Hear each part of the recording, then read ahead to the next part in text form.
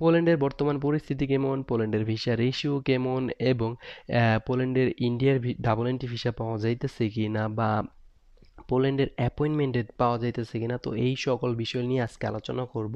সম্পূর্ণ ভিডিও দেখবেন, ইনশাল্লাহ সব কিছু বুঝতে পারবেন।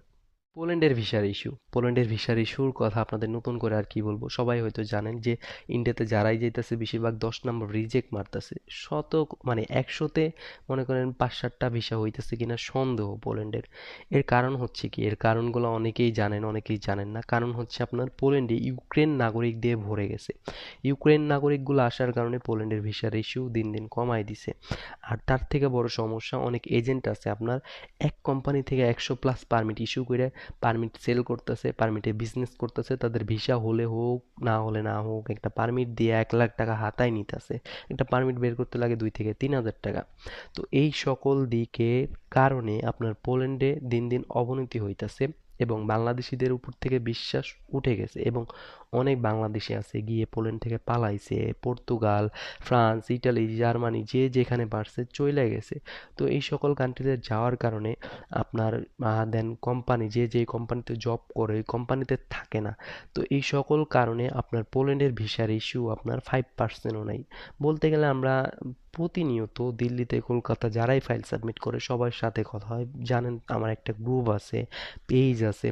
তো কম বেশি সবার সাথে আমার আলোচনা হয়, কথা হয়। তারা বলে ভাই বর্তমানে পোল্যান্ডের ভিসা অনেক রিজেক্ট করতেছে, এবং সবাই এম্বাসির সামনে যায় বইসা থাকে, তারাই এই আপডেটগুলো দেয়। এখন কথা বলবো পোল্যান্ডের ফাইল সাবমিট নিয়ে।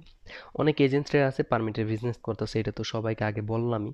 তো তারপরে হলো সমস্যা আপনার ইন্ডিয়ার ভিসার সমস্যাটা। ইন্ডিয়ার ভিসা, যে ভিসা মাত্র 824 টাকা লাগে, এই ভিসা আগেও মানুষ 30,000 40,000 টাকা দেয়, কিন্তু এখন তো ইন্ডিয়ার ভিসার সমস্যা, এর কারণে মানুষ 50,000 টাকা দেওয়া হইলেও ডেট নিয়ে আপনার ইন্ডিয়ার অ্যাপয়েন্টমেন্ট ডেট নিয়ে ভিসা করতেছে, বা অনেকে ভিসা পাইতেছে না।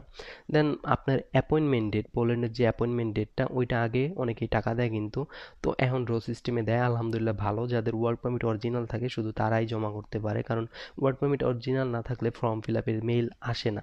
কিন্তু সমস্যা হয়েছে যে দালালরা, বললামই তো, এজেন্টরা মনে করেন 100-150 ওয়ার্ক পারমিট এক কোম্পানি থেকে বের করে।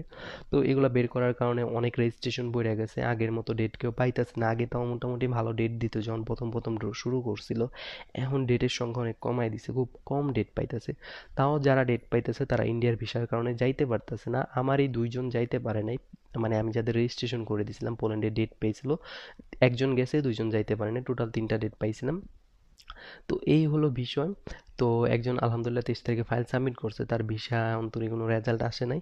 তো এই প্রবলেমগুলোর কারণে আমি সবাইকে সাজেস্ট করব, নতুন যারা আছেন পোল্যান্ডে ফাইল দিয়েন না, এবং আমার ইউটিউব চ্যানেলটা সাবস্ক্রাইব করে রাখেন, আর পেজটা ফলো রাখেন, গ্রুপে সকল আপডেট পাবেন, গ্রুপেও জয়েন হয়ে রাখেন।